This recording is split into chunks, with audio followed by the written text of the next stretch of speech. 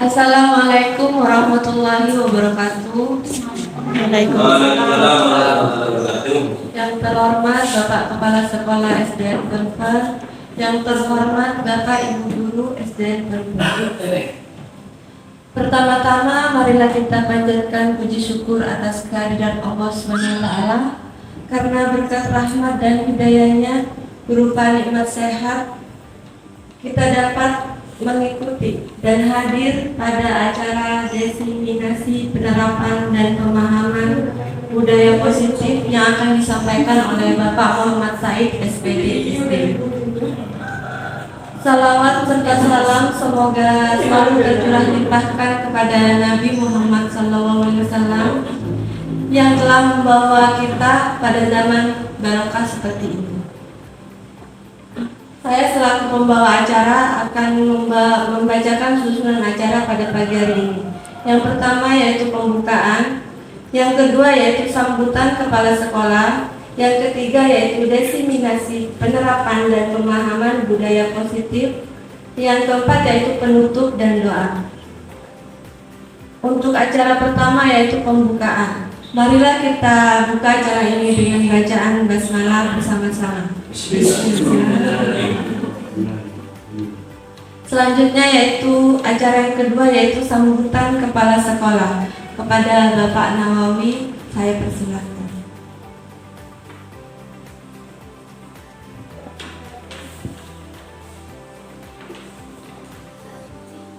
Assalamualaikum warahmatullahi wabarakatuh. Waalaikumsalam warahmatullahi wabarakatuh.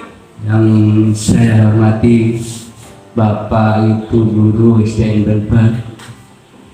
Alhamdulillah, syukur pada Allah, pada pagi hari ini kita masih diberi nikmat sehat dan sempat melaksanakan rapat diseminasi penyebaran pemahaman dan penerapan pengalaman budaya positif. Saya harap pada acara ini hendaknya rekan-rekan guru betul-betul memahami apa yang nanti akan disampaikan oleh yang bersangkutan, yaitu Bapak Said selaku CGP, yaitu calon guru penggerak. Kemudian yang kedua, mohon dukungannya dan kerjasamanya bagi teman-teman guru untuk saling membantu demi kelancarannya tugas-tugas yang akan dilaksanakan oleh Bapak Said. Kemudian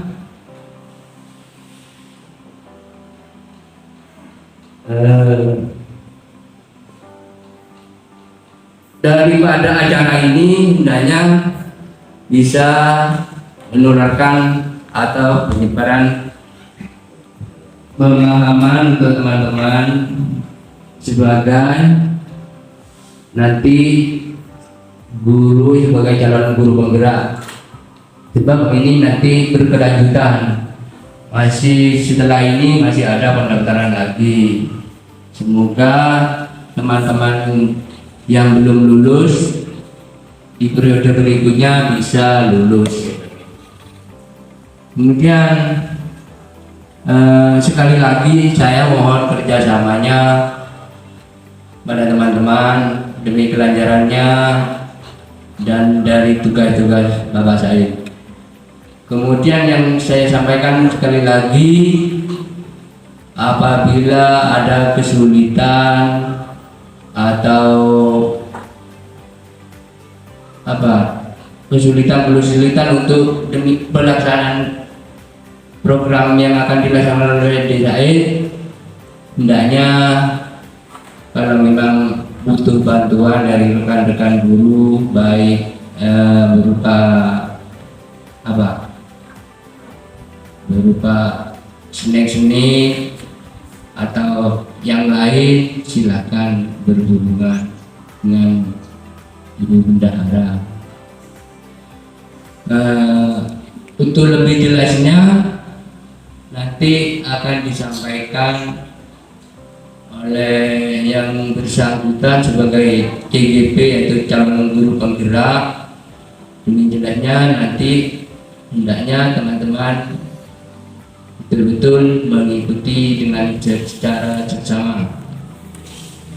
Mungkin itu saja yang dapat saya sampaikan pagi hari menuju siang ini. Kurang lebihnya saya mohon maaf. Itu hanya sekedar pembuka.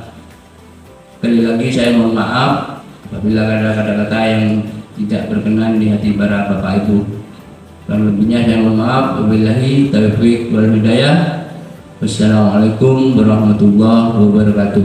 Waalaikumsalam warahmatullahi wabarakatuh. Terima kasih saya sampaikan kepada Bapak Kepala Sekolah untuk acara yang ketiga, yaitu diseminasi penerapan dan pemahaman budaya positif yang akan disampaikan oleh Bapak Muhammad Said SPD SD. Saya persilakan.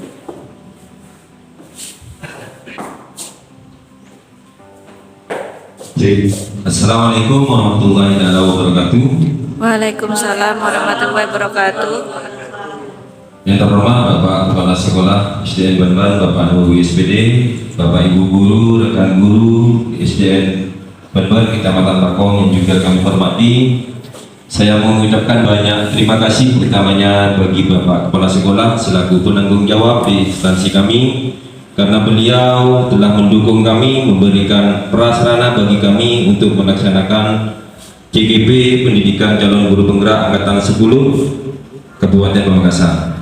Nah, dan juga tak luput pula bagi Bapak Ibu Guru, saya ucapkan juga banyak terima kasih karena atas kerjasamanya dan dukungannya dalam pendidikan guru penggerak yang saya sudah lalui selama 2 bulan kurang lebihnya. Alhamdulillah saya bisa mengikuti dengan lancar dengan tugas-tugas yang sudah kami selesaikan dengan bantuan Bapak Ibu Guru semua serta Kepala Sekolah sebagai penanggung jawab kita.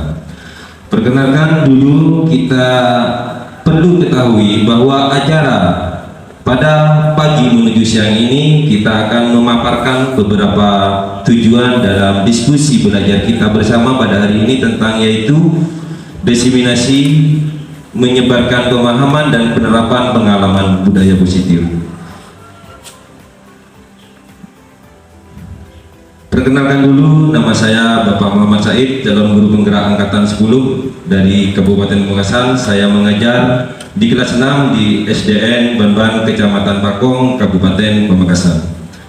Mungkin sebelumnya Bapak Ibu Guru, kita akan memulai pada kegiatan pagi yang bahagia ini dengan kita sepakati dulu belajar kita, diskusi kita bersama. Yang pertama, apabila nanti ada masukan tentang kesepakatan belajar yang sudah kami buat tadi malam, ini perlu kita tambahi bersama karena ini merupakan kesepakatan belajar atau diskusi kita pada siang pagi menuju siang pada hari ini. Nah, yang pertama, seluruh peserta memiliki kesempatan untuk berpendapat. Jadi Bapak Ibu nanti untuk berpendapat tentang materi yang sudah kami paparkan. Jadi yang kedua, berpikiran terbuka dan saling menghormati.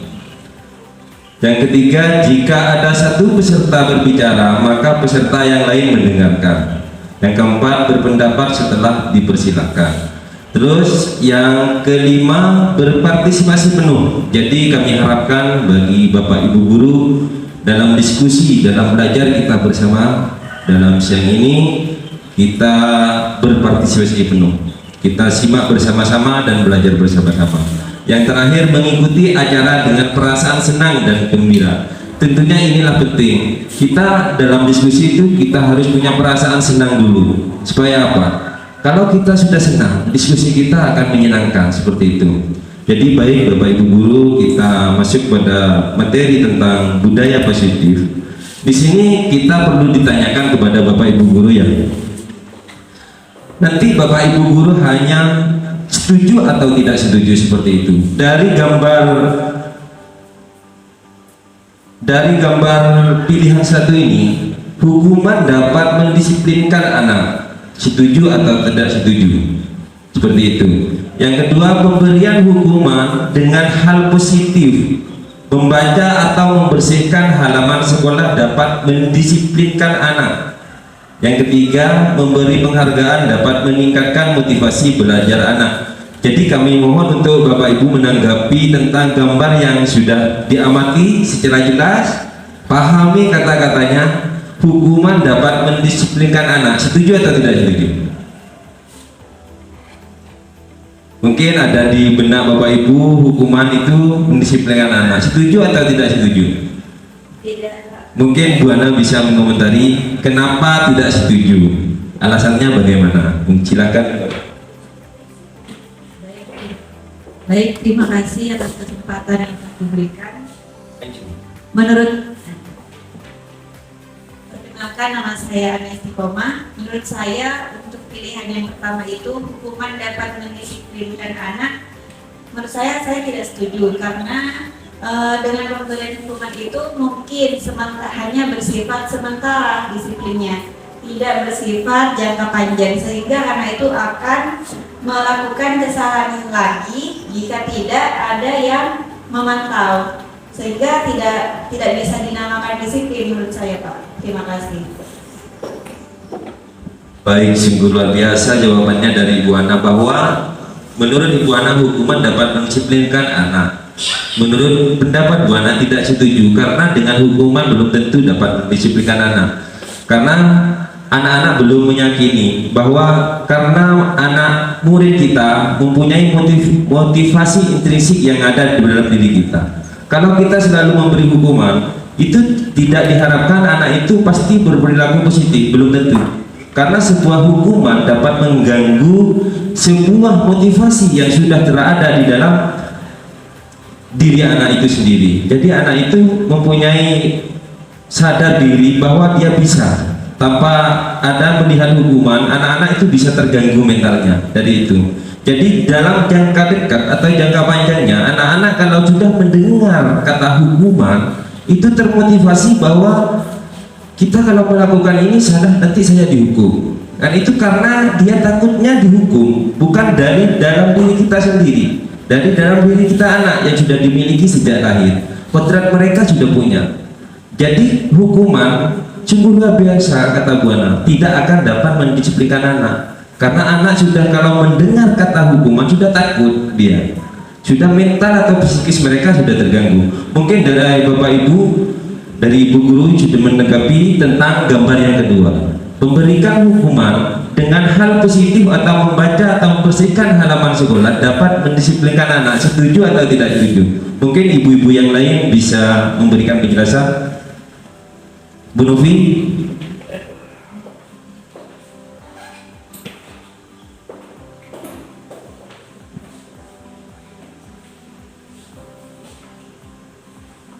Menurut saya memberikan hukuman dengan membaca atau membersihkan lingkungan, ya, saya masih kurang setuju. Iya. Kenapa? Karena kalau anak membuat kesalahan, terus kita beri hukuman, ayo membaca dari halaman ini sampai ini, atau kita beri ayo membersihkan kelas, itu anak yang mudah tertekan dan saya rasa tidak dapat mendisiplinkan anak itu. Terima kasih, sungguh luar biasa. Beri aplausnya untuk Ibu Novi, karena pemberian hukuman dengan hal positif katanya Bu Novi tidak setuju. Alasannya apa? Karena dengan memberikan hal positif dengan membaca atau membersihkan halaman kelas atau halaman sekolah, itu yang terganggu itu malah mereka itu merasa tertekan karena adanya hukuman itu. Jadi anak menurut perintah ibu karena dia takut karena hukumannya, bukan karena dari kesadaran dirinya. Mungkin dari yang ketiga, memberi penghargaan dapat meningkatkan motivasi belajar anak. Setuju atau tidak setuju? Memberi penghargaan dapat meningkatkan motivasi belajar anak. Setuju atau tidak setuju? Mungkin Bu Yudit bisa menanggapi.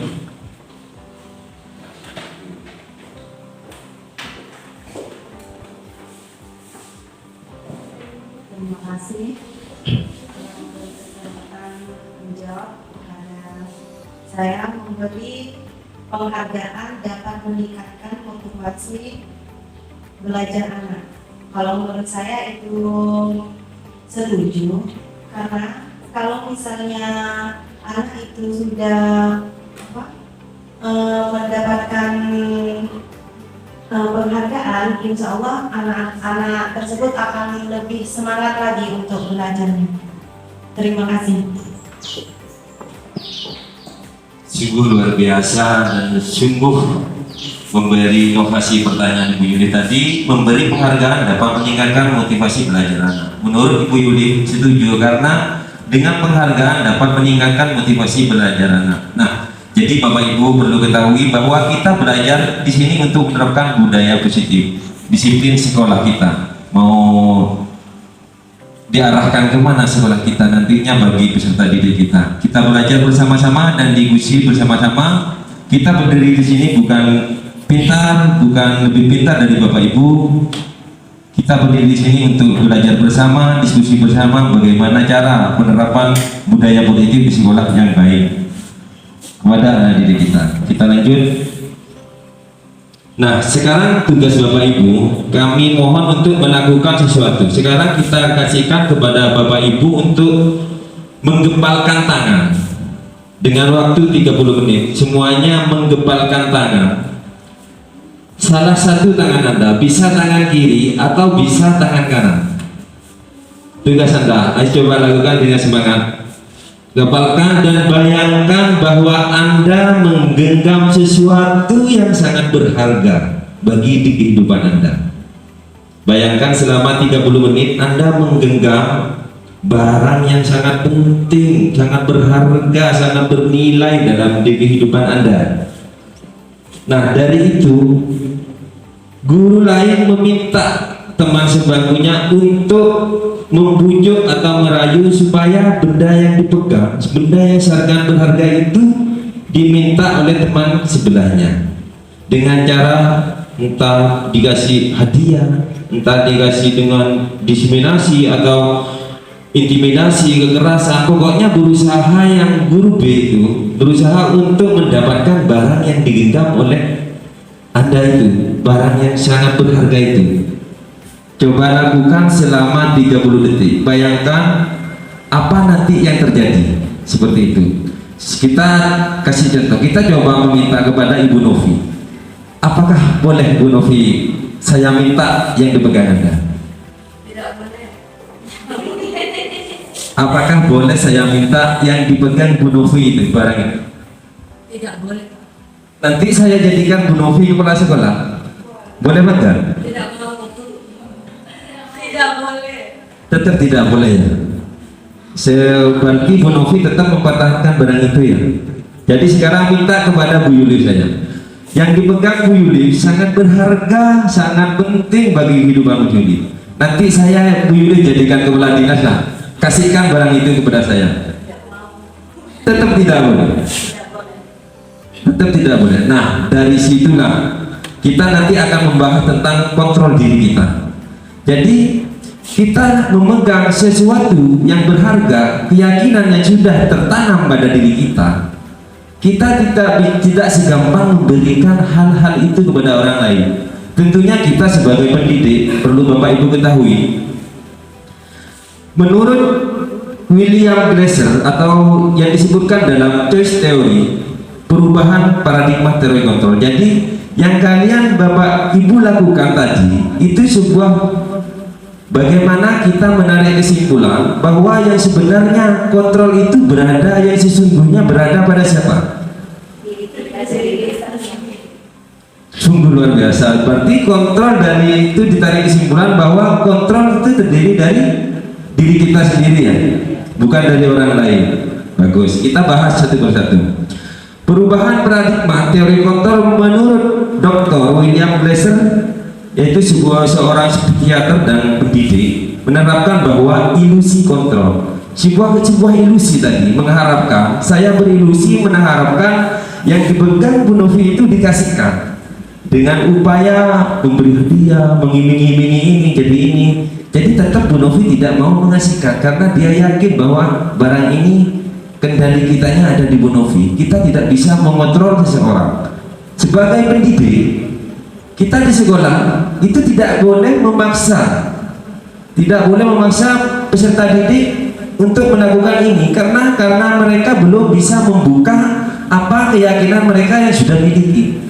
Jadi meskipun kita beri nasihat, beri wejangan, beri arahan, kalau murid kita sendiri tidak mau membuka genggaman tangan itu, kita tidak akan bisa mengontrol mereka. Jadi tugas Bapak Ibu sekarang kita belajar tentang bagaimana menyikapi keyakinan, menuntun mereka untuk mempunyai karakter-karakter atau nilai-nilai kebajikan yang mereka terapkan nanti di sekolah atau di lingkungan masyarakat. Baik Bapak Ibu, menurut William Glasser, yaitu ilusi kontrol yang pertama. Ilusi kontrol dapat mengontrol murid. Ini sebuah ilusi, Bapak Ibu. Ternyata salah. Kita tidak bisa mengontrol orang lain kecuali orang tersebut membuka kontrol dirinya. Seperti itu. Yang kedua, ilusi bahwa semua penguatan positif efektif dalam bermanfaat. Nah, ini yang perlu diketahui dan perlu pahami, bahwa ilusi bahwa semua penguatan positif efektif dan bermanfaat itu malah akan menjadikan murid itu sadar. Karena sebagai pendidik kita memberikan arahan, penguatan. Nah, kalau seperti ini kamu akan nanti jadi ini. Itu pengaruhnya jangka panjang, Bapak Ibu. Mereka akan sadar bahwa dengan adanya setiap hari penguatan dari Bapak Ibu, karena takut karena penguatannya, nanti sadar diri mereka bahwa dengan tidak adanya teguran lagi mereka tidak akan pernah melakukannya. Itu ada keterkaitannya, tidak berangkat dari kesadaran dirinya. Nah, tugas Bapak Ibu sebagai pendidik, kita harus menggali apa yang sudah potensi mereka miliki. Kita tidak bisa memaksa menurut teori kontrol itu, kecuali dia mau dikontrol. Kita bisa dengan praktek tadi, memegang yang berharga itu sebuah ilusi, sebuah gambaran bahwa kontrol itu sebenarnya ada pada diri kita sendiri. Baik Bapak Ibu, yang terakhir, ilusi bahwa orang dewasa memiliki hak untuk memaksa. Kita sebenarnya punya daya emosi. Kita memaksa murid harus begini, murid harus masuk tepat waktu. Nah, itu lama-kelamaan mengganggu kesadaran mereka, mengganggu keyakinan mereka. Dengan terus memaksa, jangka panjang mereka akan berbolak-balik jadi membenci guru kita. Nah, nanti kesadaran intrinsik, motivasi intrinsik yang dimiliki muncul, nanti akan berbalik malah berdampak buruk bagi kita. Dia bisa berbalas dendam karena kelakuan kita memaksa tadi. Nah, seperti itu. Tentunya Bapak Ibu guru perlu kita pahami, kita harus mengontrol diri kita sendiri itu bagaimana kita nanti menanamkan nilai-nilai kebajikan kita kepada anak didik kita, teladan-teladan baik yang kepada anak didik kita. Kita lanjutkan. Perubahan dari paradigma stimulus respon kepada pendekatan teori kontrol, mengingat yang tadi, siapa sesungguhnya yang memiliki kontrol itu, yaitu diri kita sendiri, Bapak Ibu ya. Menurut Stephen R. Covey, itu bila kita membuat kemajuan perlahan, sedikit-sedikit ubahlah sikap atau perilaku Anda. Jadi kita sebagai pendidik memberikan sikap yang baik, memberikan teladan yang baik bagi anak didik kita. Namun, bila kita ingin memperbaiki cara-cara utama kita, maka kita perlu mengubah kerangka acuan kita. Ubahlah bagaimana Anda melihat dunia, bagaimana Anda berpikir tentang manusia. Ubahlah paradigma Anda, skema pemahaman Anda, dan penjelasan aspek tertentu tentang realita. Jadi, kita harus mengkaji diri, Bapak Ibu. Kita harus, ini menurut dokter ini sudah, ini penelitian yang dilakukan oleh Stephen R. Covey. Seperti itu. Kita lanjutkan Bapak Ibu. Perlu diketahui, Bapak Ibu di sekolah perlu mengetahui tentang paradigma stimulus respon ke teori kontrol. Jadi di sini ada perbandingan atau contoh dari stimulus respon menuju ke teori kontrol yang sudah Bapak Ibu lakukan. Jadi di sini stimulus respon realitas kebutuhan kita sama. Menurut teori kontrol, kebutuhan kita berbeda. Orang melihat hal yang sama, Setiap orang memiliki gambaran yang berbeda menurut teori kontrol. Jadi Bapak Ibu, kita mempunyai itu tujuan yang berbeda sebenarnya. Kita tidak boleh memaksakan orang lain untuk mempunyai tujuan yang sama dengan kita, karena dia mempunyai kekuatan tersendiri, tujuan tersendiri. Itulah yang disebut dengan teori kontrol. Kita lanjut Bapak Ibu. Nah, kita sebagai pendidik atau sebagai guru di sekolah, tentunya kita ambil contoh dari pahlawan kita, yaitu Ki Hajar Dewantoro. Perbandingannya dengan hidup tumbuh-tumbuhan Bapak Ibu. Seorang petani dalam hakikatnya sama kewajibannya dengan seorang pendidik yang menanam padi. Misalnya, petani hanya bisa menuntun tumbuhnya padi. Ia dapat memperbaiki kondisi tanahnya, memelihara tanaman padi, memberi pupuk dan air, membasmi ulat-ulat atau jamur-jamur yang mengganggu hidup tanaman padi dan lain sebagainya. Nah, di sini diambil kesimpulannya bahwa seorang petani itu sama dengan seorang pendidik, Bapak Ibu. Hanya bisa menuntun murid.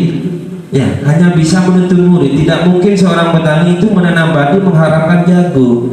Tidak bisa, tetap padi. Tapi bagaimana padi itu menjadi padi yang berkualitas, sama dengan pendidik.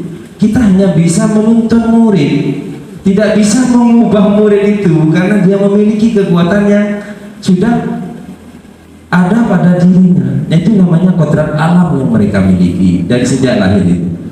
Memperbaiki kondisi tanah dengan memberikan pemahaman-pemahaman positif kepada murid, memelihara dengan memberikan arahan, itu sama Bapak Ibu. Seorang pendidik dengan petani itu tujuannya sama, sama-sama membuat bibit itu menjadi unggul, menjadi baik. Seorang pendidik sama-sama membuat anak itu jadi anak yang berguna, anak yang berperilaku baik, jujur, dan bertanggung jawab. Mungkin seperti itu Bapak Ibu. Kita lanjutkan. Nah, sekarang kita masuk ke pembahasan disiplin. Di benak Bapak Ibu, kita tanya dulu, disiplin itu apa? Menurut pemahaman Bapak Ibu, itu disiplin itu apa? Coba, Bu Ana. Menurut saya disiplin itu adalah suatu perilaku yang taat pada aturan, patuh pada norma-norma yang berlaku atau etika gitu Pak. Jadi menurut Bu Ana itu disiplin itu patuh terhadap aturan, sungguh benar sekali. Itu menurut Bu Ana. Coba yang ibu guru lainnya mungkin mempunyai makna disiplin itu apa yang ada di benak Bapak Ibu. Bu Yuli, disiplin itu apa?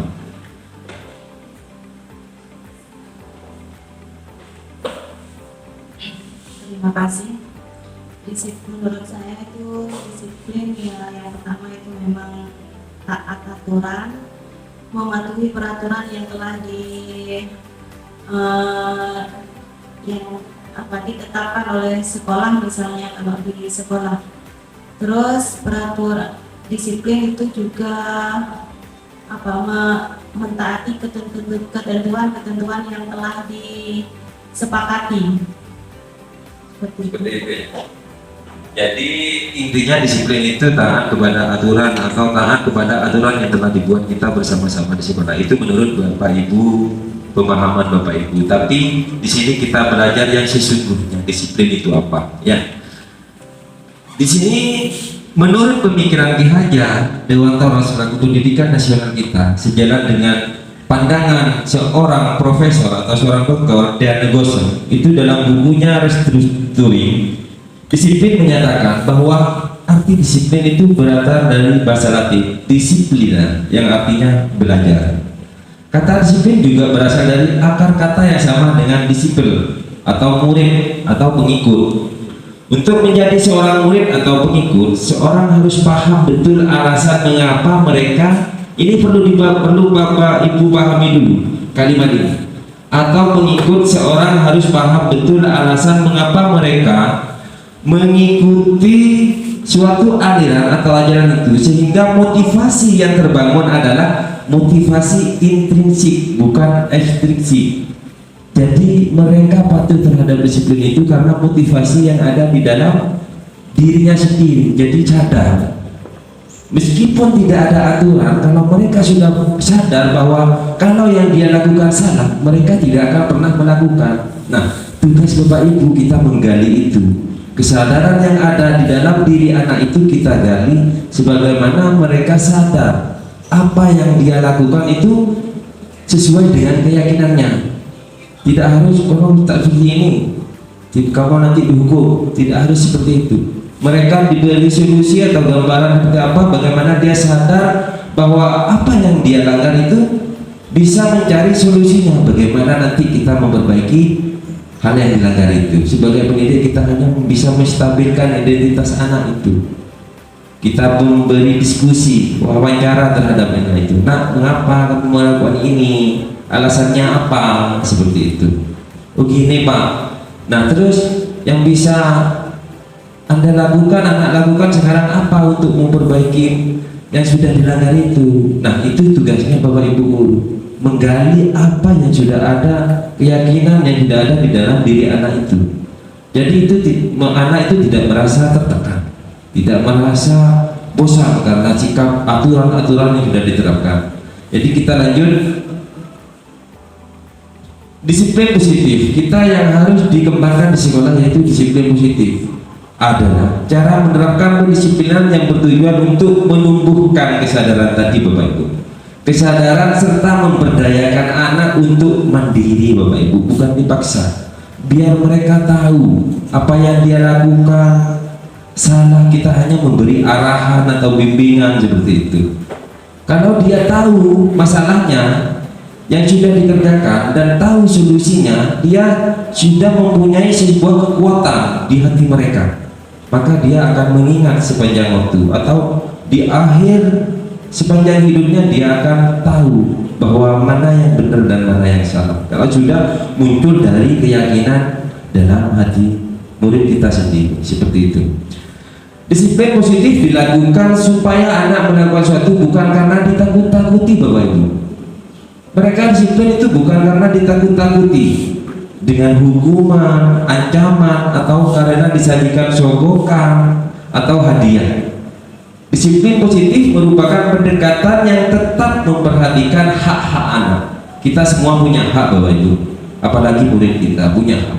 Kita perhatikan haknya mereka, yang dibutuhkan apa, haknya kita yang dibutuhkan apa, seperti itu. Jadi mendapatkan perlindungan, dia berhak mendapatkan perlindungan, merasa nyaman, tidak tertekan karena hukuman atau pendisiplinan aturan-aturan kita yang diterapkan di sekolah.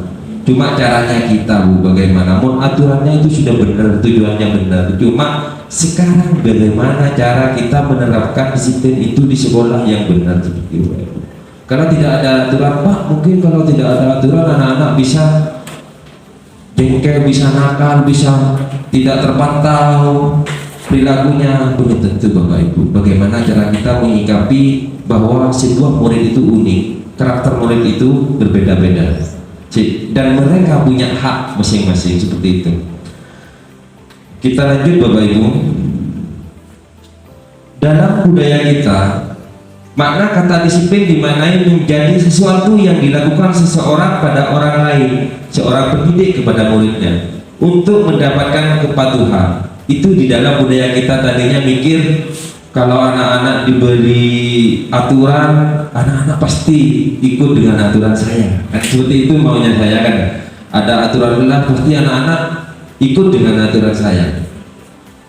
Kita cenderung menghubungkan kata disiplin dengan ketidaknyamanan Bapak Ibu. Karena mereka merasa tertekan dengan aturan itu, otomatis dia merasa tidak nyaman, Bu. Merasa tidak nyaman. Oh kok duki mau telat kok Pak Yoko, oh kok duki mau telat tak bisa menolong pengajaran. Itu sudah membuat tidak nyaman peserta didik atau murid kita Bapak Ibu.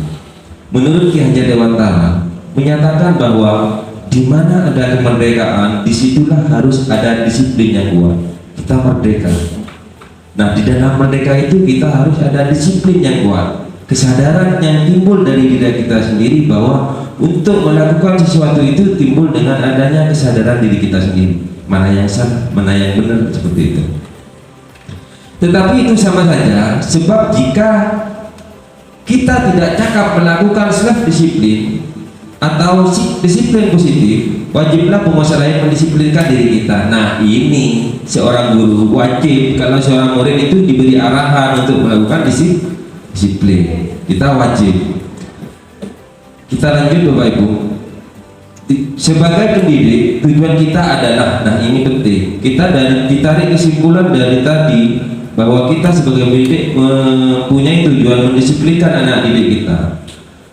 Sebagai pendidik, tujuan kita adalah menciptakan anak-anak yang memiliki disiplin diri sehingga mereka bisa berperilaku. Ingat Bapak Ibu, mereka bisa berperilaku, bisa mengimplementasikan pada kehidupan nyata mereka dengan mengacu pada nilai-nilai kebajikan universal dan memiliki motivasi intrinsik bukan ekstrinsik. Ini sudah ditarik kesimpulan dari paparan materi tadi bahwa tujuan sebagai pendidik kita hanya memperbaiki perilaku Bapak Ibu, ya, memperbaiki perilaku pada nilai-nilai kebajikan universal. Apa sih nilai-nilai kebajikan universal? Mungkin Bapak Ibu pahami. Ada yang bisa mengutarakan tentang nilai-nilai kebajikan? Ada Bapak Ibu? Contohnya apa? Jujur, ya, itu sebuah nilai-nilai kebajikan. Jujur, kasih sayang, ya, integritas, itu sebuah nilai-nilai kebajikan. Nah, kita di sini, kita belajar di sini, diskusi di sini membahas tentang ini Bu, tentang budaya positif dengan nilai-nilai kebajikan. Nah, nilai-nilai kebajikan universal bisa disimpulkan bahwa, nah ini perlu Bapak Ibu pahami, organisasi atau instansi sekolah saling memiliki nilai-nilai kebajikan yang sama karena nilai-nilai tersebut bersifat universal, menyeluruh dan lintas bahasa, suku, bangsa, agama maupun latar belakang. Tujuannya apa Bapak Ibu? Dengan nilai-nilai kebajikannya itu menuju kepada profil pelajar Pancasila. Yang pertama, beriman dan bertakwa, ya, kepada Tuhan yang Maha Esa. Yang kedua, berakhlak mulia. Yang ketiga, berkebinekaan global, mandiri, terus kreatif, gotong royong, ya. Nah, itu harapan kita sebagai Bapak Ibu, menciptakan profil pelajar Pancasila. Kita lanjut Bapak Ibu. Di dalam contoh nilai-nilai yang mungkin Bapak Ibu belum diketahui, inilah The Virtuous Project atau proyek nilai-nilai kebajikan. Di antaranya peduli, itu sebuah nilai Bapak Ibu. Rajin, santun, kreatif, semangat. Nah, dari beberapa nilai kebajikan universal itu kita rangkum menjadi profil pelajar Pancasila tadi itu. Kita lanjutkan. Nah, di dalam standar pendidikan nasional, dalam rangka menciptakan lingkungan yang positif, maka setiap warga sekolah dan pemangku kepentingan perlu saling mendukung Bapak Ibu. Kita berdiri sendiri itu tidak bisa. Kita harus saling mendukung, menghayati dan menerapkan nilai-nilai kebajikan yang telah disepakati bersama. Di instansi misalnya contoh di SDN Banban, kalau kita bergerak sendiri itu tidak akan mungkin berhasil Bapak Ibu. Makanya kita perlu kolaborasi atau kerjasama pemangku-pemangku kepentingan yang ada di sekolah kita. Contohnya penanggung jawab kepala sekolah, rekan guru, kita bekerja sama apa yang kita hadapi, masalah apa, kita cari solusi bersama. Nah, itu yang kita harapkan Bapak Ibu. Jadi untuk dapat menerapkan tujuan mulia ini, maka seorang pemimpin pembelajaran perlu berjiwa kepemimpinan sehingga dapat mengembangkan sekolah dengan baik agar terwujud suatu budaya sekolah yang positif. Dari kesepakatan tadi kita sudah sepakati, sudah diimplementasikan, mengharapkan sekolah kita itu menerapkan budaya positif yang dampaknya nanti kepada diri kita dan kepada peserta didik kita, anak kita di sekolah. Tujuan mulia dari penerapan disiplin positif adalah agar terbentuk, nah ini tujuan mulianya Bapak Ibu guru, membentuk murid yang berkarakter, berdisiplin, santun, jujur, peduli, bertanggung jawab dan merupakan pembelajar sepanjang hayat sesuai dengan standar kompetensi lulusan yang diharapkan. Nah, kita punya rencana sebagai pendidik. Kita harapkan murid kita itu mempunyai perilaku yang sesuai dengan profil pelajar Pancasila, memiliki karakter, berdisiplin, santun, jujur, peduli, dan bertanggung jawab serta menjadi pembelajar sepanjang hayat, seperti itu yang kita harapkan. Jadi sekolah kita maju itu tergantung kita, Bu. Tergantung kita yang ada di dalamnya. Pemangku kebijakan mau dijadikan bagaimana sekolah kita, mau dijadikan seperti apa anak didik kita, itu tergantung kerjasama kita, kolaborasi kita di dalam sekolah kita, Bapak Ibu. Kita lanjut teori motivasi. Nah, hukuman dan penghargaan restitusi. Nah, ini perlu Bapak Ibu ketahui bagaimana cara kita tahu, paham betul tentang motivasi, hukuman dan penghargaan, bahkan nanti yang terakhir tentang restitusi. Nah, di dalam teori ini 3 motivasi perilaku manusia yang perlu Bapak Ibu ketahui. Yang pertama, untuk menghindari ketidaknyamanan atau hukuman tadi. Nah, menghindari permasalahan yang muncul dan berpengaruh pada mereka secara fisik. Yang kedua, untuk mendapatkan imbalan atau penghargaan dari orang lain. Di sini dijelaskan bahwa melakukan sesuatu karena hadiah, Bapak Ibu, bukan timbul dari kesadaran diri. Nah, itu yang tadi sudah dibahas di awal pemaparan saya tadi. Kurang baik jangka dalam waktu jangka panjangnya, Bapak Ibu, karena nanti ada ketergantungan seorang pendidik itu. Oh, kok aja laku maling hadiah. Kalau tidak ada hadiah dia tidak belajar. Itu efeknya jangka panjang, Bapak Ibu. Kata Bu Yuli tadi memang betul. Sekali-sekali kita memberikan penghargaan supaya mereka semangat memberikan hadiah. Tapi jangka panjangnya menurut seorang peneliti itu bisa berpengaruh nanti kepada motivasi anak itu yang sudah ada di dalam dirinya. Jadi sekali-sekali tidak bisa ya, Bapak Ibu ya. Kita jadi pendidik itu memberi hadiah, oh meningkat, lihat meningkat ya. Lama-kelamaan itu cenderung dia yakin bahwa dia ada apa maksudnya, ada ketergantungan kepada hadiah itu. Mungkin seperti itu. Ini bukan menurut saya, menurut seorang peneliti tadi, seorang pendidik atau fisikis, dokter itu, sebuah dokter. Yang ketiga, dulu Bapak Ibu ketahui, untuk menjadi orang yang mereka inginkan dan menghargai diri sendiri dengan nilai-nilai yang mereka percaya. Nah, ini Bapak Ibu yang perlu kita miliki. Motivasi yang akan membuat seorang memiliki disiplin positif karena motivasi berperilakunya bersifat internal bukan eksternal. Jadi perilakunya itu timbul dari keyakinan di dalam dirinya sendiri, Bapak Ibu. Kita lanjut. Hukuman dan penghargaan. Nah, ini perlu dipahami Bapak Ibu, ada sebuah cerita. Ini nanti Bapak Ibu tanggapi bagaimana menurut Bapak Ibu tentang cerita ini. Saya bacakan sebuah kasus Ibu Anas di bawah, di depan ini. Bapak Ibu sudah lihat jelas ya. Iva kurang menguasai pelajaran matematika sehingga pada saat pelajaran tersebut berlangsung dia lebih banyak berdiam diri atau menggambar di buku pelajarannya. Coba pahami dan cari maknanya apa yang Ibu pahami dalam kasus ini. Pada saat guru matematikanya Pak Seno menanyakan pertanyaan, Iva menjadi gugup dan tak sengaja menjatuhkan tasnya dari kursi, serta tiba-tiba Iva menjadi gagap. Pada saat berupaya menjawab, seluruh kelas pun tertawa. Mereka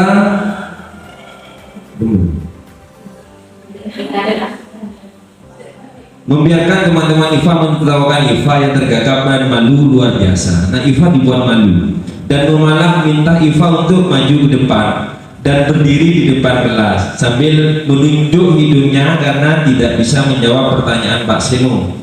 Kelas makin gaduh dan anak-anak pun tertawa melihat Iva di depan kelas memegang ujung hidungnya. Nah, dari kasus ini Bapak Ibu ya, apa yang Anda pelajari?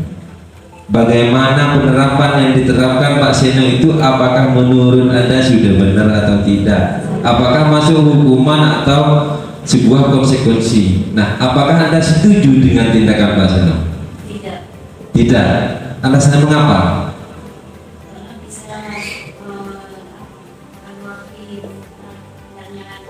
Oh, bagus sekali. Menurut Ibu Ta tidak setuju dengan tindakan yang dilakukan Pak Seno karena membuat Iva itu malu perasaannya dia malu di depan teman-temannya dan merasa tertekan bahwa dirinya tidak berguna seperti itu. Namun hal itu salah yang dilakukan Pak Seno. Sebenarnya Pak Seno itu menggali motivasi yang sudah ada di dalam Eva, menanyakan kenapa kok bisa melakukan seperti ini, apa alasannya, harusnya seperti itu. Jangan sampai langsung menunjuk, malah mendirikan Eva di depan teman-temannya, malah menunjuk hidungnya. Mereka tertekan. Tindakan Pak Seno terhadap Eva adalah sebuah hukuman atau konsekuensi, Bapak Ibu. Hukuman apa konsekuensi? Hukumannya. Nah, kita belajar bersama-sama. Nah, kita yang dibahas ini dihukum oleh penghargaan. Menurut Al-Fiqh, yaitu mengumumkan baik penghargaan maupun hukuman adalah cara-cara mengontrol perilaku seseorang yang menghancurkan potensi untuk pembelajaran yang sesungguhnya, Bapak Ibu. Diingat ya, ini kita ulang. Ini menurut sebuah penelitian ini, Al-Fiqh pada Maret 1995 mengemukakan bahwa penghargaan maupun hukuman adalah cara mengontrol perilaku seseorang yang menghancurkan potensi untuk pembelajaran yang sesungguhnya, Bapak Ibu. Jadi karena hukuman, karena penghargaan, jangka panjangnya dapat menghancurkan potensi yang mereka, anak didik kita yang kita miliki. Jadi secara ideal tindakan belajar itu sendiri adalah penghargaan yang sesungguhnya. Jadi mereka dituntut untuk menggali, belajar. Maksudnya di sini mereka sadar diri dengan yang diperbuat, salahnya ditemukan dengan sendirinya. Sadar diri bahwa yang dilakukan itu salah seperti itu. Dan kita tidak harus membenarkan mereka, biarkan mereka itu memperbaiki masalahnya dengan kekuatan mereka sendiri. Entah bagaimana nanti kita bersikap lebih. Contoh, dia telat, kamu telat, berdiri di depan, itu sebuah pendekatan yang salah, Bapak Ibu. Kita mencari dulu kenapa telat. Pak, saya tadi malam main HP sampai jam 10, bangunnya kesiangan. Nah seperti itu. Terus apa yang anak bisa lakukan supaya tidak telat lagi? Kan dia tumbuh intuisi dari dalam. Oh iya ya, berarti kita tidak harus tidur terlalu malam, kita harus tidurnya lebih awal, tidak boleh main HP. Kan dia sadar diri tanpa kita memberikan sebuah hukuman. Jadi lama-kelamaan itu sebuah keyakinan. Itu nanti kita bahas di dalam restitusi, segitiga restitusi itu. Menstabilkan identitas, meyakinkan itu, nanti kita bahas. Kita lanjut. Dihukum oleh penghargaan menurut Al-Fiqh saat kita berulang kali menjanjikan hadiah kepada anak-anak agar perilaku bertanggung jawab, atau kepada seorang murid agar mempelajari sesuatu yang baru, atau kepada seorang karyawan agar melakukan pekerjaan yang berkualitas, kita sedang berasumsi mereka tidak dapat melakukannya atau mereka tidak akan memilih untuk melakukannya. Nah itu menurut Al-Fiqh. Kalau kita berulang-ulang kali diberi iming-iming kepada anak kita, bahkan dia akan ada ketergantungan mulai. Sekiranya Bapak Ibu nantinya lama tidak memberi hadiah, mungkin anak itu tidak mau belajar lagi, tidak akan memperebutkan hadiah itu lagi, Bapak Ibu, karena tidak muncul dari kesadaran dirinya sendiri. Seperti itu. Kita lanjut, Bapak Ibu. Ini kita sama belajar di sini, Bapak Ibu. Nah, ini tadi pengaruh dari sebuah hukuman atau penghargaan menurut kon itu pengaruh jangka pendek atau jangka panjang. Itu pasti, Bapak Ibu. Pengaruh jangka pendeknya pasti nanti terlihat, jangka panjangnya terlihat. Penghargaan tidak efektif karena penghargaan secara terus-menerus tidak membuat mereka efektif, Bapak Ibu. Tidak bisa membuat mereka disiplin kalau kita dilakukan secara terus-menerus. Penghargaan mematikan kreativitas. Ini menurut kon, Bapak Ibu, karena ini sudah penelitian dari bahwa ahli-ahli psikis atau ahli pendidikan sudah membuktikan dari beberapa hasil penelitiannya. Penghargaan itu menghukum. Kok bisa? Kan saya itu bertolak belakang. Penghargaan menghukum. Tapi menurut ini benar, Bapak. Nanti kita bahas motivasi dari dalam diri, prinsip. Nah, inilah yang kita akan ketahui lebih dulu, Bapak Ibu, kebutuhan dasar. kebutuhan dasar manusia yang harus kita kenal dulu. Jadi kebutuhan dasar manusia itu ada 5 Bapak Ibu. Kebutuhan bertahan hidup atau survival. Nah, di sini dimaksudkan bahwa kebutuhan yang bersifat fisiologis untuk bertahan hidup. Kita punya apa? Kebutuhan dasar, yaitu bertahan hidup Bapak Ibu. Namanya kebutuhan biologis. Yang kedua, kasih sayang dan rasa diterima. Nah, anak itu mempunyai hal yang mereka harapkan itu kasih sayang. Kebutuhan dasarnya, siapa yang tidak perlu disayang? Tidak mungkin kan? Perlu disayang, perlu diterima. Ya, itu sebuah kebutuhan dasar yang dimiliki manusia. Penguasaan, pengakuan atas kekuatannya, kebebasan, kebutuhan akan pilihannya, kesenangan, kebutuhan untuk merasa senang. Kita punya hak Bapak Ibu. Namanya itu kebutuhan dasar manusia. Kita dan murid kita mempunyai kebutuhan dasar kita yang kita harus memenuhi seperti itu. Kita lanjut Bapak Ibu. Jadi yang tadi paparkan bahwa sebuah hukuman atau konsekuensi yang ditanyakan kepada Bapak Ibu, biar tahu perbedaannya antara hukuman dan konsekuensi. Hukuman bersifat tidak terencana, itu sebuah hukuman. Tiba-tiba ada murid datang, kenapa? Sini, kamu berdiri. Itu secara tidak sengaja Bapak Ibu, secara tiba-tiba, bersifat satu arah. Hukuman bisa berupa fisik maupun psikis. Nah, kalau konsekuensi apa? Nah, konsekuensi beda lagi Bapak Ibu. Konsekuensi sudah terencana atau sudah disepakati, sudah dibahas dan disetujui oleh murid dan guru. Konsekuensi dibuat oleh pihak guru. Konsekuensi murid tetap dibuat tidak nyaman untuk jangka waktu pendek. Ini juga membuat tidak nyaman konsekuensi itu. Sikap guru hanya memonitor murid, iya kan? Oh, anak-anak monitor harus seperti ini, oh karena seperti itu, bukan seperti itu. Itu juga namanya konsekuensi Bapak Ibu. Tadi yang sudah di Pak Seno itu. Nah, ini yang perlu Bapak Ibu pahami, yaitu tentang restitusi.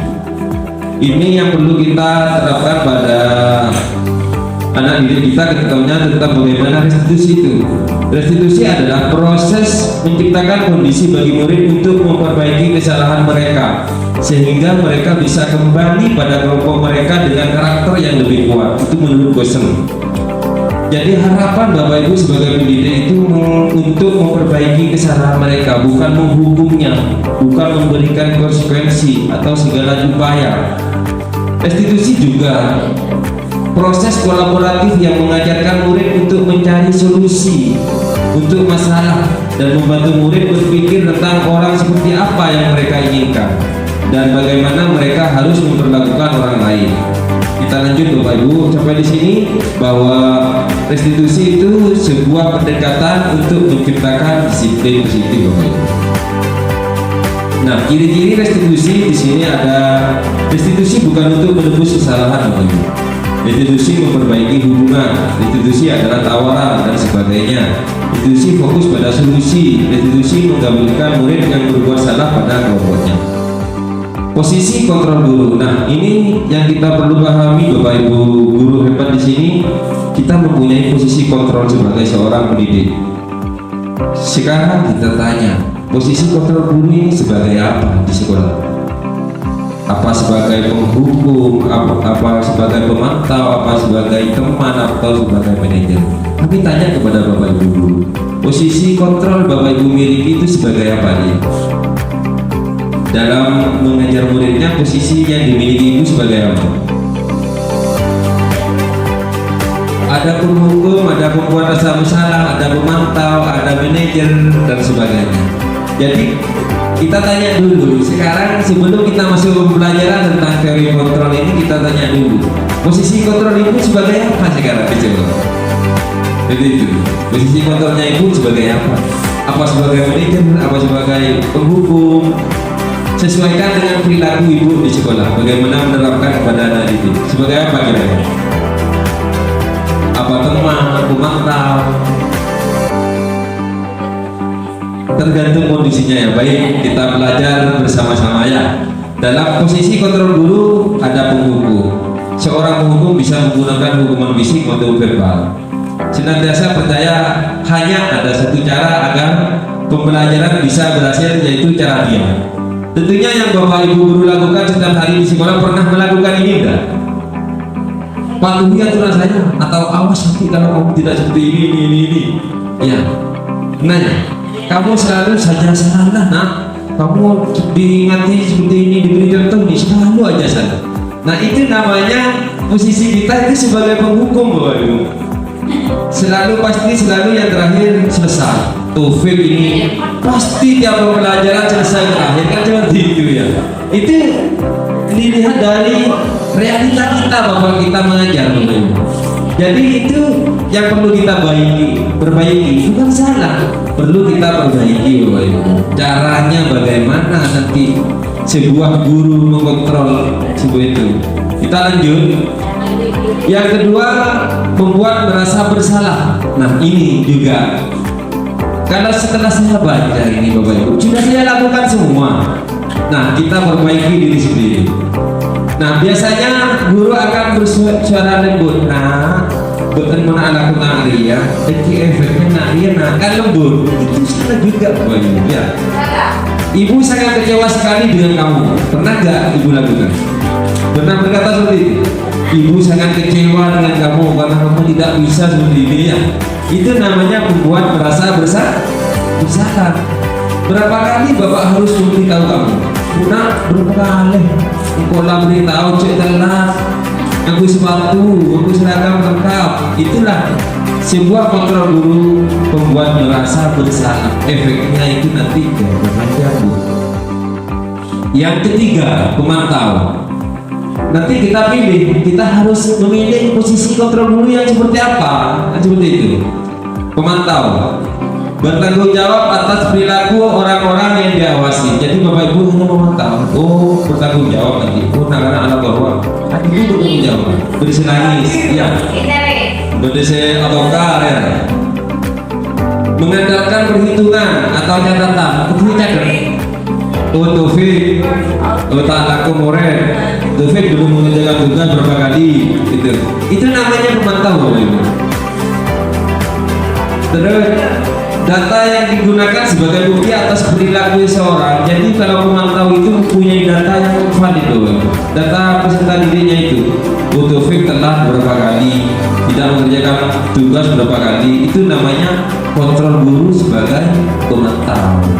Nah, yang pasti diutarakan itu guru peraturannya apa, kamu buka dia, kan seperti itu.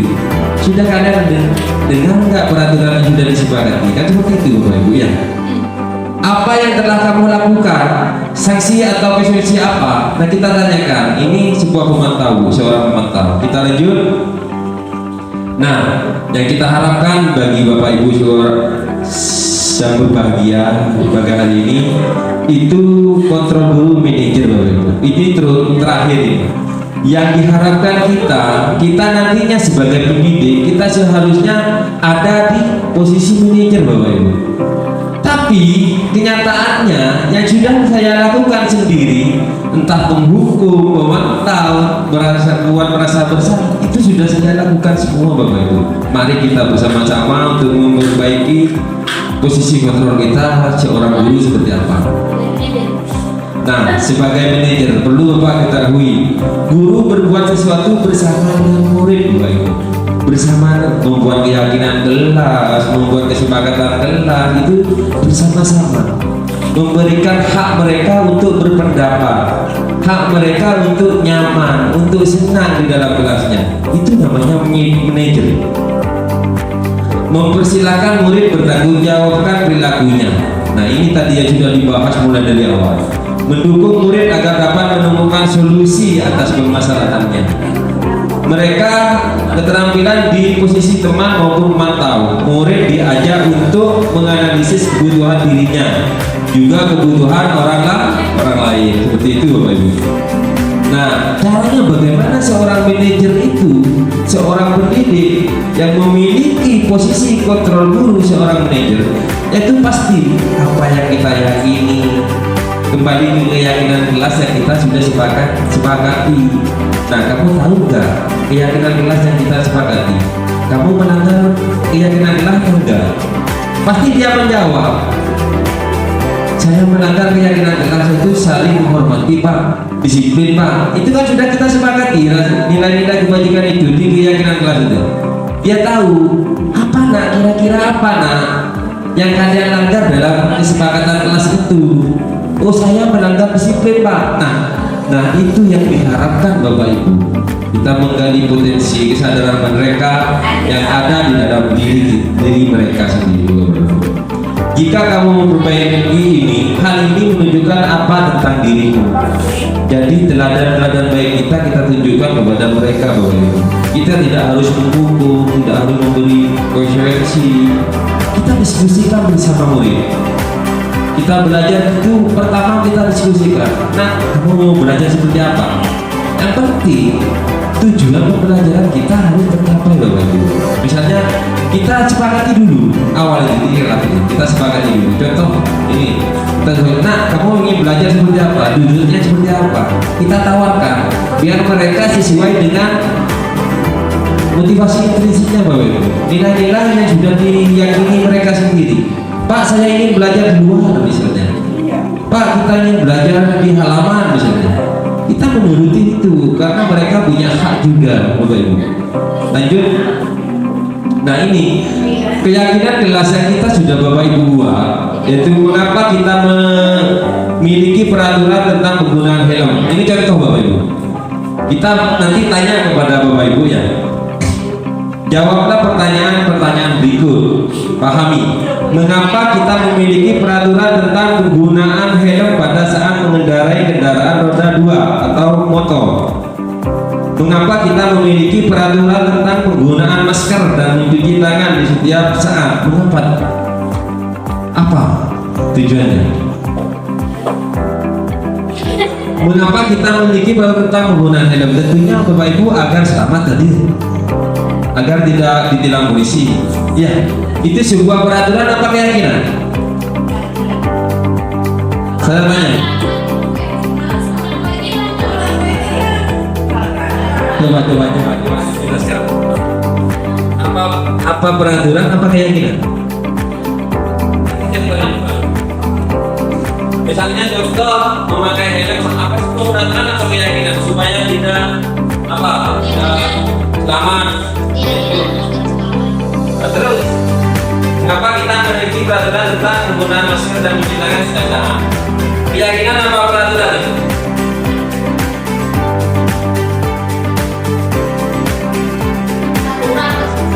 Peraturan ya, baik. Itu sudah benar. Semua pendapat Bapak Ibu tidak ada yang salah bahwa memakai helm itu kalau menurut saya itu peraturan yang sudah ditetapkan. Tapi kalau sudah kita meyakini itu bisa jadi keyakinan. Kita tidak harus ada peraturan Bapak Ibu. Yakin bahwa kalau pakai helm nanti selamat. Ya, tujuannya itu. Iya. Coba mungkin ini pengalaman dari Bapak, dari Ibu Ana, pengalaman tentang keyakinan atau peraturan. Baik Pak, sekedar pengalaman saya sendiri ya. Kalau memakai helm menurut saya pribadi itu keyakinan kalau menurut saya.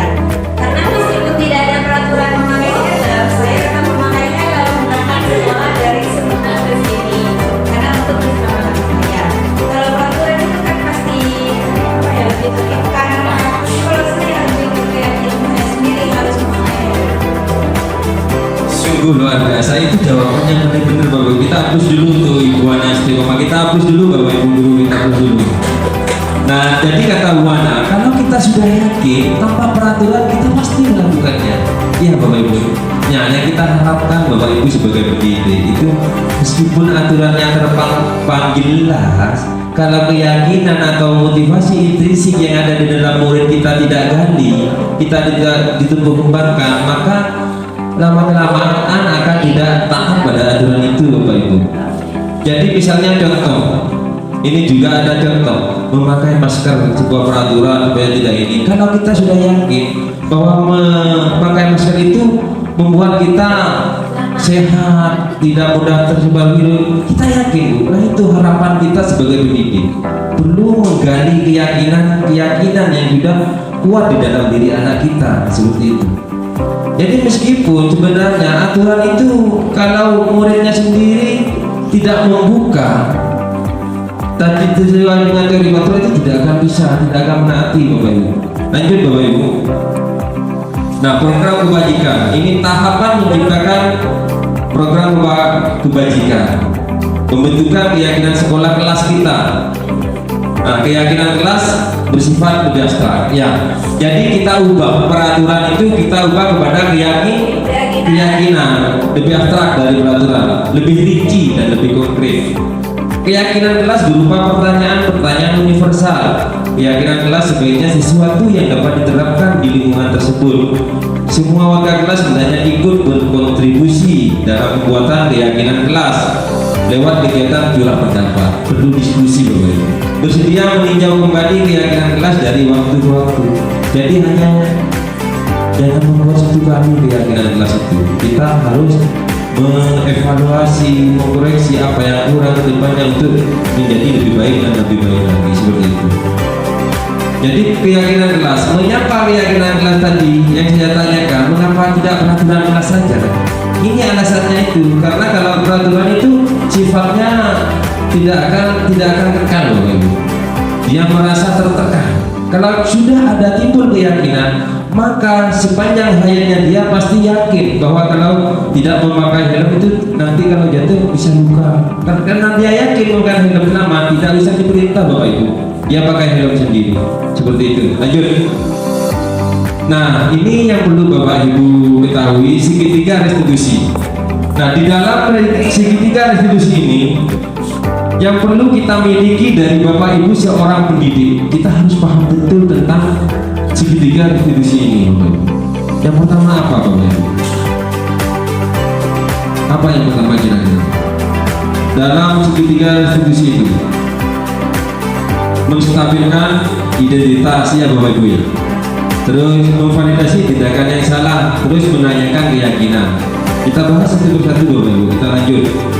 Nah, di dalam menstabilkan identitas itu malah membuat anak yang merasa gagal karena berbuat salah menjadi positif terhadap dirinya. Itu namanya menstabilkan identitas. Nanti kita uraikan satu persatu Bapak Ibu. Nah, caranya bagaimana untuk menerapkan segitiga restitusi itu dalam menstabilkan identitas anak tersebut? Ibu mengatakan, halo, ibu mengatakan bahwa berbuat salah itu hal yang manusiawi. Nah, itu seharusnya ini yang perlu diterapkan dalam ibu dalam membina atau membimbing seorang anak atau siswa kita. Nah, menstabilkan identitas dulu. Dia jangan diberi tekanan atau diberi hukuman. Kita stabilkan identitasnya dia. Berbuat salah itu hal manusiawi. Nah, tidak ada manusia yang sempurna. Juga Bapak Ibu mungkin berbuat salah juga. Kita pasti bisa menyelesaikan permasalahan. Ibu tertarik untuk mencari tahu siapa yang benar dan siapa yang salah. Jadi tidak mencari tahu siapa yang benar, siapa yang salah. Tidak harus seperti itu. Kita stabilkan dulu identitas anak. Nah, wajarlah kamu berperilaku seperti ini, karena kita sebagai manusia itu juga sama melakukan kesalahan. Itu anak itu punya semangat Bapak Ibu. Bukan kita, kamu salah, kamu harus seperti ini, itu salah Bapak Ibu. Lebih tertarik untuk menyelesaikan masalah. Jadi yang kedua, lanjut memvalidasi tindakan yang salah. Ini tujuannya apa? Membantu siswa mengenali kebutuhan yang ingin dipenuhinya ketika melakukan kesalahan itu. Pada dasarnya, setiap tindakan manusia tujuannya adalah memenuhi basic need, apakah itu power, freedom, love, and belonging, fun, atau survival. Begitu. Guru berkata, kamu bisa saja melakukan hal yang lebih buruk, tapi kamu tidak melakukannya kan? Ini sebuah hal positif, namanya memvalidasi tindakan yang salah. Kamu boleh tetap berusaha menjaga sikap sebaiknya. Apa yang kamu bisa lakukan dari kesalahan itu? Itu namanya memvalidasi tindakan yang salah Bapak Ibu terhadap murid kita. Yang ketiga, menanyakan keyakinan. Nah, sebagai guru, kita perlu mengutarakan apa sih nilai yang kita percaya di kelas. keyakinan apa yang sudah kita buat di kelas itu kita lontarkan, kita kembalikan kepada anak didik kita. Kelas yang ideal itu seperti apa sih? Kamu ingin jadi anak seperti apa? Tanyakan kepada anak didik kita. Apa yang kamu rasakan saat ini? Tanyakan. Setelah belajar, tanya. Jangan hanya setelah belajar pas menutup tugas PR di rumah dikerjakan. Bukan hanya itu. Refleksi perlu. Bagaimana pembelajaran hari ini anak-anak? Apakah kamu senang? Itu ada umpan balik, ada reaksi dari murid kita seperti itu. Jadi ini yang kita contohkan dalam pembuatan keyakinan kelas. Kita bisa melakukan beberapa cara, yaitu tentang menuliskan di sticky note, itu di depan siswa diberi pendapat, untuk mencurahkan pendapatnya, nanti putuskan untuk dijadikan suatu keyakinan kelas yang sudah kita sepakati bersama-sama. Nah, di dalam seketika restitusi ini kita sudah terapkan pada anak didik kita waktu kelas 5 ini, kebetulan namanya Eva. Dia sering terlambat datang ke sekolah. Saya tanya, kenapa nak kamu mau terlambat ke sekolah? Dia jawabnya terus, dia menjawab. Terus apa nak yang bisa kamu lakukan untuk memperbaiki kesalahan ini? Seperti itu. Ini ada videonya Bapak Ibu, nanti Bapak kirim di grup sekolah. Seperti itu. Kita lanjut. Nah, sudah selesai. Nah, jadi kesimpulannya, dari pembelajaran dari kebutuhan dasar manusia sampai dengan disiplin positif yang kita terapkan pada anak didik kita di sekolah, tujuannya bagaimana murid kita itu berperilaku jujur, disiplin, bertanggung jawab, berintegritas, serta bermanfaat bagi kehidupan nyata. Contohnya di kehidupan sekolah, lingkungan masa, mungkin seperti itu Bapak Ibu Guru. Mungkin dari ini kita memperhatikan bahwa pemaparan dari awal sampai terakhir Bapak Ibu Guru apa yang didapatkan mungkin bisa kita jadikan refleksi kita. Jadi dari pemaparan kita dari awal kita tentang teori kontrol sampai stimulus, kontrol, pengendalian diri, serta keyakinan kelas, disiplin positif. Kira-kira dari pembelajaran ini apa yang Bapak Ibu akan diimplementasikan atau pengalaman baru apa yang didapatkan pada diskusi pada siang hari ini? Mungkin seperti itu. Mungkin Bapak bisa merefleksikan apa sih hal positif yang Ibu Ana dapatkan dari pemaparan diskusi pada siang hari ini.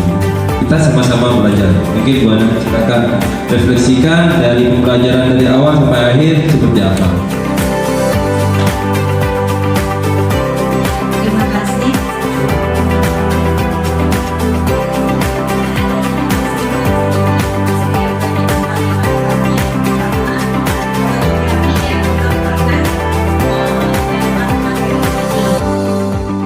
Yang pertama itu tentang 5 posisi kontrol guru. Nah, dari materi tadi saya jadi mengetahui ada 5 posisi kontrol guru, dan yang paling baik itu guru sebagai manajer. Dan insya Allah saya akan melakukannya untuk kedepannya ini kepada murid saya. Kemudian mengenai keyakinan kelas atau disiplin positif, saya juga akan menerapkannya kepada murid-murid saya untuk membuat kelas kelas. Dan mungkin refleksi selanjutnya bisa diberikan oleh Ibu. Kami minta satu lagi sebelum acara ditutup ini untuk merefleksikan hasil pelajaran ini untuk kepada Bu Novi. Silakan Bu Novi, apa yang didapat dalam pembelajaran diskusi kita bersama pada siang hari ini? Persilakan. Terima kasih Mas Adi.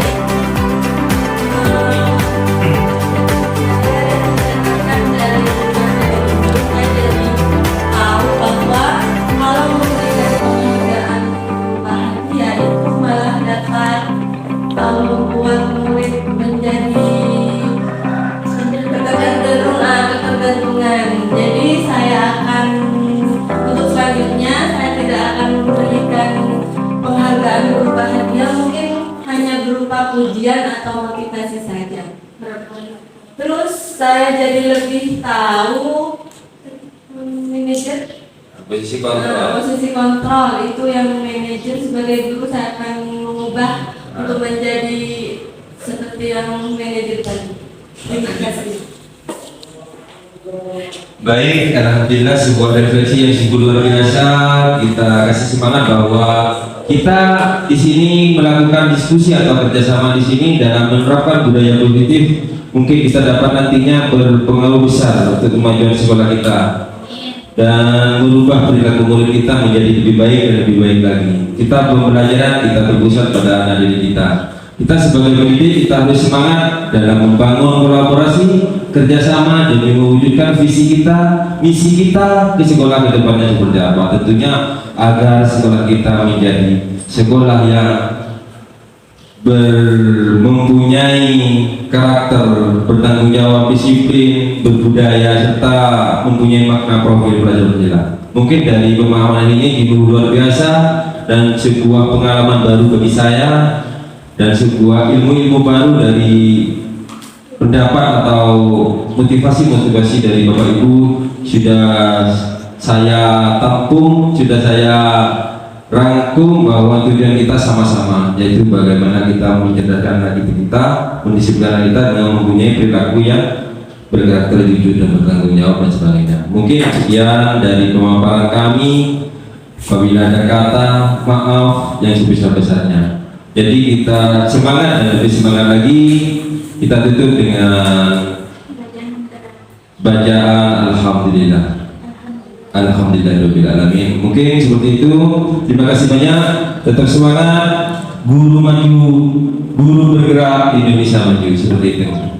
Wassalamualaikum warahmatullahi wabarakatuh. Waalaikumsalam warahmatullahi wabarakatuh. Terima kasih kepada Bapak Said SPDSD yang telah memberikan pemaparan mengenai penerapan dan pemahaman budaya positif. Semoga apa yang beliau sampaikan bermanfaat bagi kita semua dan kita dapat menerapkannya di sekolah. Untuk acara yang terakhir yaitu penutup dan doa.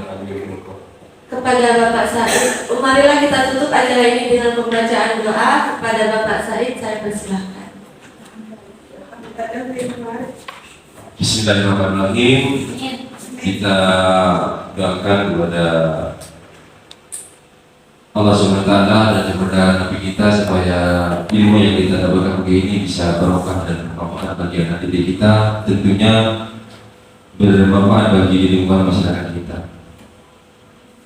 Kita berdoa terlebih dahulu. Alhamdulillah, bismillahirrahmanirrahim. Alhamdulillah,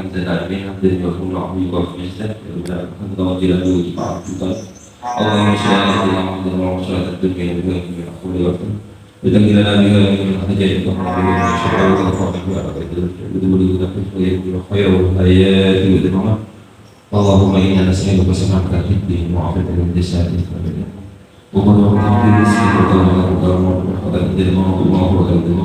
Allahumma hawwin 'alaina bi shifaatil mawludi wa rahmatil bisa. Rabbana la tuzigh qulubana ba'da idh hadaytana ya Allah ya Rahman ya Rahim ya Allah ya Rahman ya Rahim hindal jannatan mabrur bi asyi silafa'il alamin Allahumma ighfir li wa li wa rahmana Rabbana atina fid dunya hasanah wa fil akhirati hasanah wa qina adzabannar. Subhana rabbika rabbil izzati amma yasifun wa salamun alal mursalin walhamdulillahi rabbil alamin. Rabbana taqabbal minna wa tub 'alaina bi barakatil Fatihah. A'udzubillahi minasyaitonir rajim. Bismillahirrahmanirrahim. Alhamdulillahirabbil alamin maliki yaumiddin. Iyyaka na'budu wa iyyaka nasta'in ihdinas siratal mustaqim siratal ladzina an'amta 'alaihim ghairil maghdubi 'alaihim waladdallin. Amin.